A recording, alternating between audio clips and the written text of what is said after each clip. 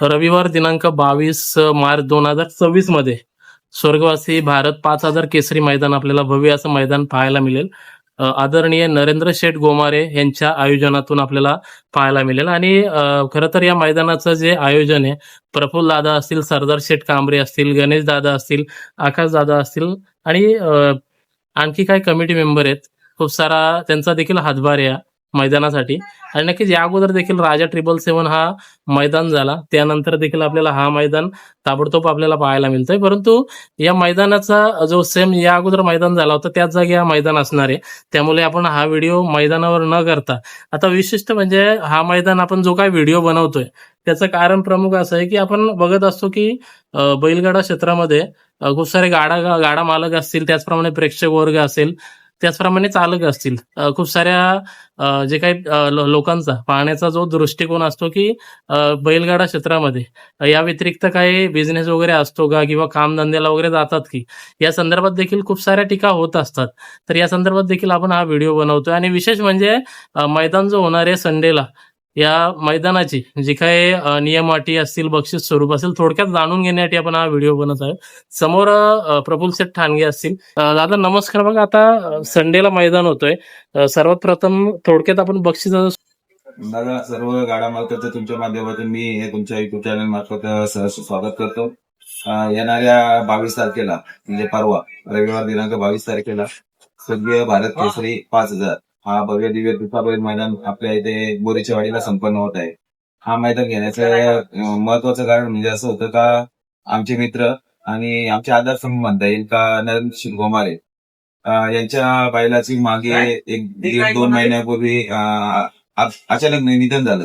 आणि त्या एक बैलाची आठवण म्हणून आम्ही शेठला एक रिक्वेस्ट केली का आपण तुमच्या बैलाच्या स्मरणार्थ एक मैदान घेऊ. त्यांनी पण लगेच आम्हाला होकार दाखवला आणि मैदान ठेवण्यासाठी आम्हाला सहकार्य केलं. आणि हा मैदान या मैदानाची बक्षिसांची स्वरूप प्रथम क्रमांक 1,25,000 आहे, द्वितीय क्रमांक 1,05,000, तृतीय 75, चतुर्थ 55, पंचम 35, सहावा क्रमांक 25, सातवा क्रमांक 15 आणि 8वा आणि 9वा अनुक्रमे 11,500 याप्रमाणे बक्षिसांचं स्वरूप असणार आहे. प्रत्येक विजय गटपास झालेल्या गाडा मालकाचा आयोजकांच्या वतीने सन्मान केला जाईल. तसेच या मैदानामध्ये जर आदात बैलाने गटपास केला तर त्या गाडा मालकाचा आणि बैलाचा देखील आयोजकांच्या वतीने सन्मान करण्यात येईल. सर्व वरिष्ठ कमिटी असेल किंवा त्या नरेंद्र शेठ यांचे मित्र परिवार असेल किंवा काही राजकीय क्षेत्रातील काही नेते मंडळी असतील, सर्वांना मी निमंत्रित करतो की आपण मोठ्या संख्येने उपस्थित राहून या मैदानाची शोभा वाढवावी. बघा आता या अगोदर देखील मैदान झालं. आता यामध्ये लांबी, रुंदी वगैरे पल्ला किती अंतराचा असेल? मैदान हा दुसरा बैल घाटावरती दुसरा हा बैल समजला जातो. त्या हिशोबाने मैदान हायताच लांबीचा आहे. त्याच्यामध्ये कुठल्याही प्रकारचे चेंजेस नसणार. 1,000 फुटाचा पल्ला आहे. याची देखील गाडा मालकांनी नोंद घ्या आणि लवकरात लवकर येऊन सहकार्य करा. मैदान हा बरोबर 8 वाजता 7:30ला गाड्या खाली जातील आणि 8 वाजता झेंडा पडेल. याची देखील गाडा मालकांनी नोंद घ्या. की बघा मागच्या मैदानामध्ये 820 गाड्यांची नोंद होती आणि त्याचप्रमाणे ऑब्जेक्शन मुळे कुठेतरी मैदान संपन्न झाला नाही फायनल मध्ये. यामध्ये काय थोडं काय नियोजन वेगळं असेल? आमच्या मैदानाचं नियोजन थोडं आमचं बारगलच असंच म्हणायला लागेल, कारण आमचं पूर्ण प्रत्येक मैदानामध्ये बिनजोड असो किंवा 3 फेरा मैदान असो, आमचं पूर्णपणे नियोजनबद्ध मैदान घेण्याचा प्रयत्न असतो आणि तसाच प्रयत्न देखील होता. परंतु मी पण थोडा ते निकाल दाखवण्यामध्ये माझा थोडा वेळ वाया. त्या साईडला गेल्यानंतर चिठ्ठ्या काढायला, सेमीची चिठ्ठ्या काढायला थोडासा वेळ लागला. गाडा मला सगळे आपलेच असल्या कारण प्रत्येकाला दाखवण्याचा जो मी केला प्रयत्न केला, प्रत्येक गाडा मालकाला कोणाला नाराज नको व्हायला म्हणून, तर तो कुठंतरी अंगलट आल्यासारखा झाला. त्याच्यामुळं गाडा मालकाने देखील जो निकाल आहे एकदा बघितल्यानंतर परत बघण्यासाठी तुम्ही रिक्वेस्ट करू नका, कारण सगळेच आपले गाडा मालक आहेत आणि कुणाला आम्हाला नाराज करता येत नाही. त्याच्यामुळं जो काय आयोजक किंवा जे निकाली पंच असतील त्यांनी निकाल दिलेला असं तो मान्य करा. आणि जर आता तुम्हाला प्रत्येक वेळेस जर आता जे मागच्या मैदानाचे नियम होते तेच नियम वाटे असतील, जर ऑब्जेक्शन घ्यायचं असेल तर 2,000 रुपये तुमची ऑब्जेक्शन फी तुम्हाला द्यावी लागणार आहे. आणि जर ऑब्जेक्शन सक्सेस झालं तर तुमचा ऑब्जेक्शन फी परत दिली जाईल आणि ऑब्जेक्शन जर अनसक्सेस झालं तर ती आयोजकांकडे जमा करण्यात येईल. त्याचप्रमाणे मागे जे निकाल पंच वगैरे असेल सुट्टी सेम तेच असणार आहे. हा, निकाली पंच ती वरची जी घाटावरची जी टीम आहे ती पूर्णपणे टीम जी आहे तीच आहे, त्याच्यात कुठल्या प्रकारचा बदल नाही. आणि त्यांना देखील आपले ते गाडा मालक भरपूर प्रकारे चांगल्या प्रकारे सहकार्य करतात. त्याबद्दल देखील गाडा मालकांचे मनस्वी आभार मानतो. ओके, सुरुवातीलाच मी म्हटलं होतं की बघा, बैलगाडा क्षेत्रामध्ये जे काही प्रेक्षक वर्ग असेल, त्याचप्रमाणे बैलगाडा मालक असतील, चालक असतील, यांच्या कुठेतरी कधी काही लोकांकडून टीका होत असते की हा फक्त शर्यतीच, बैलगाडा शर्यतीच करतो. त्या व्यतिरिक्त काय व्यवसाय किंवा बिझनेस याबद्दल आपलं काय मत आहे? बघा, आता तुम्ही आलात, तुम्ही तर माझ्या बिझनेस होती, माझ्या स्वतःच्या माझं स्वतःचं दुकान आहे. बघा, दूध डेअरी आहे, जवळपास 400-500 लिटरची मी विक्री करत असतो. बैलगाडी हा एक लहानपणापासून लागलेला छंद आहे आणि तो सुटत नाही कुठेतरी. आणि त्यातून पण सरदार शेठच्या माध्यमातून कुठेतरी मला नियोजन करण्यात सहभागी करण्यात आला. आणि त्यानंतर आम्ही एकत्र मिळून सर्व, मग आकाशकडे असेल किंवा नंदू असेल, गणेश असेल किंवा सरदार असेल, या आमच्या सर्वांच्या यांनी एकमेकांच्या जी आमची मनं जुळतात आणि त्यांच्या माध्यमातून आम्ही नियोजन करत असतो. कुठेतरी नियोजन चांगला होत असतो. आणि जर आम्ही नियोजन नाही केलं तर दुसरा कोणतरी नियोजन करतच असतो. बैलगाडी क्षेत्रामध्ये भरपूर सारे, आता रायगड ठाण्यामध्ये भरपूर सारी बिनजोडची मैदाने आहेत. कर्जतमध्ये पण भरपूर सारी आहेत, पनवेलमध्ये आहेत, ठाण्यामध्ये आहेत, मुरबाड तालुक्यात, म्हणजे सर्व ठिकाणी बिनजोडची. जरी आम्ही बिनजोडची गेली नाही तरी कोण ना कोण करतच असतो. त्याच्यामुळं हा एक लागलेला छंद आहे. पैसे त्यातून मिळतात, तो पार्ट वेगळा राहिला. आणि कोण अशी काय सेवा करण्यासाठी मैदाने घेत असते. जर सेवा करण्यासाठी देत असतील तर त्यांनी 1 किंवा 2 मैदाने घेऊन मैदानं स्टॉप केली असतील. आता एक ग्राउंडवरती जवळपास 4-4, 5-5, म्हणजे महिन्यातून 3-3, 4-4 मैदानं होतात. थोडाफार मनोरंजन पण होतं, थोडाफार त्यातून पैसे पण मिळतात. त्या हिशोबात मैदाने घेत असतो. त्यांना जर बाकीच्यांना काही नाही वाटत असेल, त्यांचा काहीच बिझनेस नाही, तर तुमच्या माध्यमातून सांगतो का आमचे पण बिझनेस, प्रत्येकाचे चांगले चांगले बिझनेस आहेत. तर कोण फक्त शहरी क्षेत्रावरती म्हणजे अवलंबून नाहीये. फक्त एक छंद आहे. आता सरदार शेठला तर तुम्ही चांगले ओळखताय का, तो म्हणजे सकाळपासून मैदानावरती असतो. जर तो मेहनत करते, त्याला मोबदला थोडाफार तरी मिळणं गरजेचं आहे. आणि का नाही मिळावा तो, जर त्यांनी एवढी मेहनत केली तर त्याला मिळालंच पाहिजे. म्हणजे प्रत्येक जण जो मेहनत करतोय त्याच्या हिशोबाने त्याला मोबदला मिळाला पाहिजे, अशी आमची मानसिकता असते. त्याच्यामुळे लोक काय बोलतात त्याच्याकडे आम्ही दुर्लक्ष करून आम्ही नियोजन करण्याचा प्रयत्न करू. येणाऱ्या काळात देखील आपल्याला आमदारांच्या वाढदिवसानिमित्त भरपूर सारी बक्षिसं असणारा मैदान पाहायला मिळणार आहे. तर त्याचंही देखील तुम्हाला लवकरच आम्ही त्याच्याबद्दल माहिती देऊ. आणि राहिला विषय मैदानाचं नियोजन, तर माझं तर प्रामाणिक आहे. ज्या गाडा मालकांना बिनजोड आवडतो त्या गाडा मालकांनी बिनजोड मैदान खेळावे. ज्या गाडा मालकांना 3 फेऱ्यांचं मैदान आवडतं त्याने 3 फेऱ्यांची मैदान घ्यावी. कारण 3 फेऱ्यांचं मैदान मोजकीच लोक आपल्यातली जी, म्हणजे जे मोठे गाडा मालक आहेत ते मोजकेच मोठे गाडा मालक वरती घाटावरती गेले असत. सर्वसामान्य गाडा मालकाला कुठेतरी आपल्या इथं खेळण्याची संधी मिळते आणि त्यासाठी कुठेतरी एक प्लॅटफॉर्म तयार होतोय. तर ज्यांना खेळायचे त्यांनी बिनजोड केला, ज्यांना खेळायचे त्यांनी 3 फेऱ्या केला. म्हणजे अशी काही सक्ती नाहीच आहे ना कुणावरती की बाबा तुम्ही बिनजोडच केला किंवा तुम्ही 3 फेऱ्याच केला. त्याच्यामुळे प्रत्येकाची मानसिकतेचा विचार जर आपण करत राहिलो तर मग मैदानं भरवणं शक्य होणार नाही. आणि मग त्याच्यामुळे आम्ही कोणाचाही हे नाही करता, विचार न करता जे योग्य वाटते त्या दृष्टिकोनातून वरिष्ठ कमिटीशी चर्चा करून वरिष्ठ कमिटीचे आम्हाला हे करते, आदेश देतात, त्या हिशोबात मैदान आम्ही घेत असतो. आणि वरिष्ठ कमिटीच्या तारखेनुसार, म्हणजे त्यांनी जी आम्हाला ती तारीख ठरवून देतात त्यानुसारच आम्ही मैदाने घडवत असतो. नेतृत्वाखाली खूप सारे बिनजोड मैदान आपल्याला पाहायला मिळाले. आणि मुंबई बैलगाडा क्षेत्रामध्ये 3 फेऱ्यांचं मैदान प्रत्येकाला शक्य नसतं घाटावर जाणं. एक चांगली संकल्पना आपल्या माध्यमातून आपल्याला पाहायला मिळत असते. आणि सरदार शेठ कांबळे यांच्याबद्दल बोलायचं झालं तर जे काही मैदान आहे, बिनजोडचं असो किंवा 3 फेऱ्यांचं, एक वेगळं नियोजन, शिस्तबद्ध असं मैदान त्यांच्या माध्यमातून नेहमीच पाहायला मिळत असतं. या अगोदर देखील मैदान झालं, त्यामध्ये देखील ते सुट्टीवरतीच लास्ट शेवटपर्यंत उभे होते उन्हामध्ये.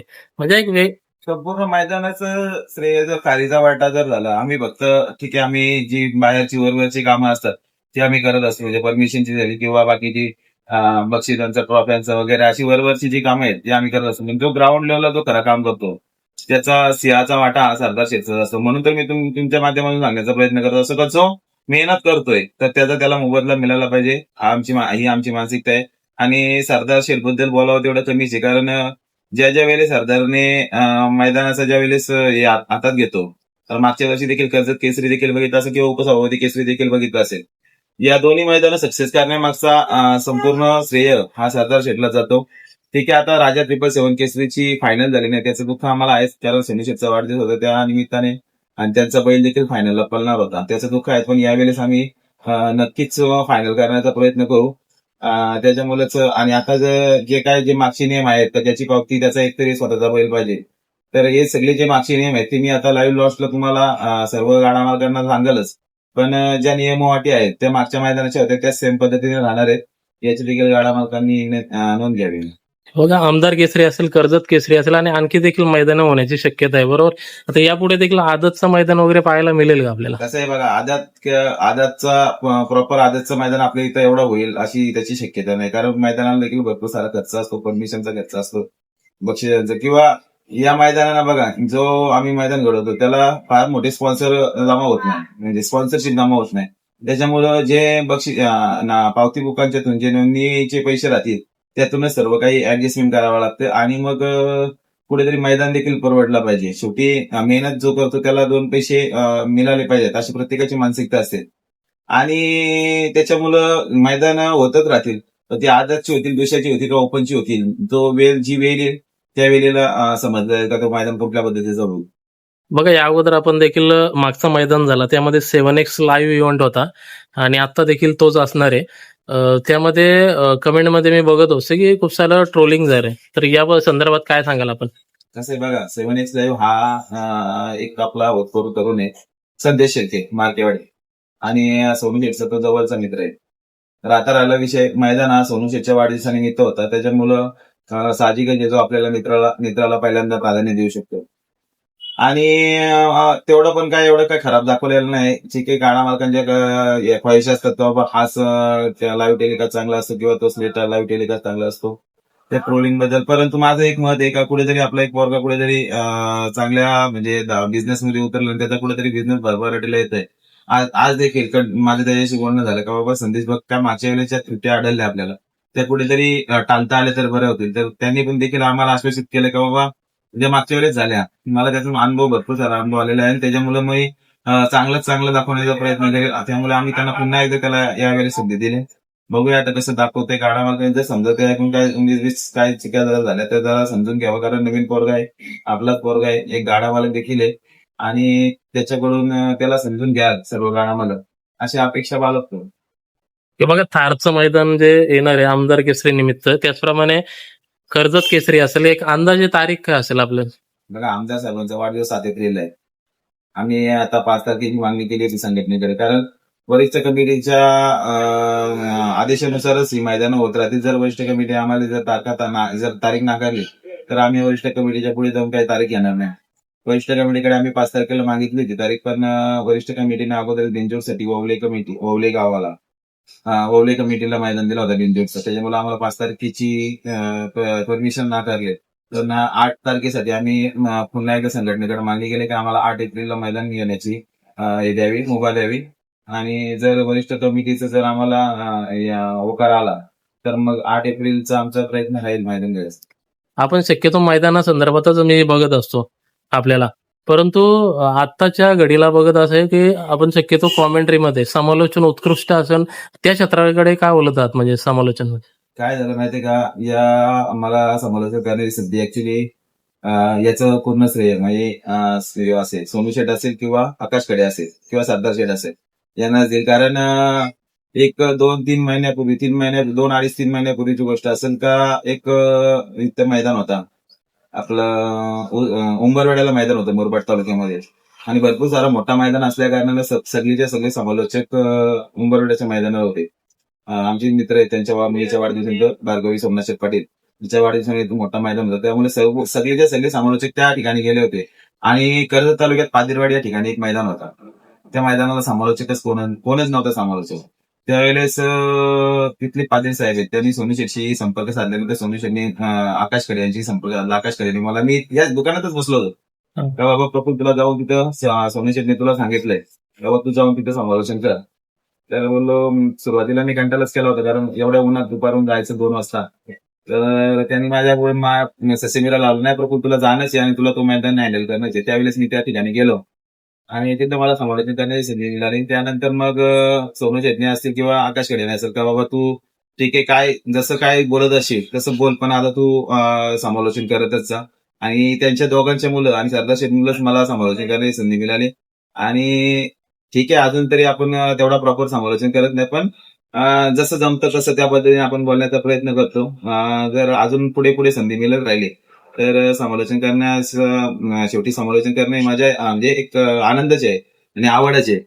पण जर बैलगाडी वरिष्ठ कमिटीने किंवा इतर गाडा मालकाने जर आपल्याला अजून प्रोत्साहन दिला तर समालोचन म्हणून मी हे करण्याची सुरुवात करेन. म्हणजे आयोजन करता म्हणून यापुढे आम्हाला समालोचक म्हणून आपण पाहायला आयोजन तर कसं असतं बघा, आयोजन शेवटी आयोजन करणं समालोचनापेक्षा आयोजन करणं खूप महत्वाचं आहे. कारण आयोजन होणंही तेवढंच महत्वाचं असतं. ज्या पद्धतीने सरदार शेठ खालची धुरा सांभाळत असतो त्या पद्धतीने वरची जी स्टेजकडची धुरा असते ती थोड्याफार प्रमाणात मी सांभाळण्याचा प्रयत्न करत असतो. पण कसं आहे आयोजन तर सरदार शेठ आयोजनाच्या बाबतीत त्याचा हात पण धरू शकत नाही. ठीक आहे, जर मला समालोचन करण्याची संधी मिळाली तर कोणतरी आयोजनामध्ये दुसरा कोणतरी एक ऍड करून मी समालोचन करत जाईल किंवा तो दुसरा कोण असेल तो कोण असेल XYZ तो नियोजन करत जाईल. ओके, नक्कीच दादा एक बहुमूल्य वेळ दिलात आपण आणि एक सरदार शेठ कांबळे असेल, आपण असेल, भरपूर खूप सारी टीम आहे आपली. एक चांगलं नियोजन आपल्या माध्यमातून होत असतं. 2 मैदान सक्सेसफुल झाले आणि यापुढे देखील जे काही 3 फेऱ्यांच्या मैदान आपल्या माध्यमातून सक्सेसफुल होतील यात मात्र शंका नाही. नक्कीच पुढील जे काही मैदान होतील त्यासाठी आपल्याला शुभेच्छा असतील. धन्यवाद. जय हिंद, जय महाराष्ट्र.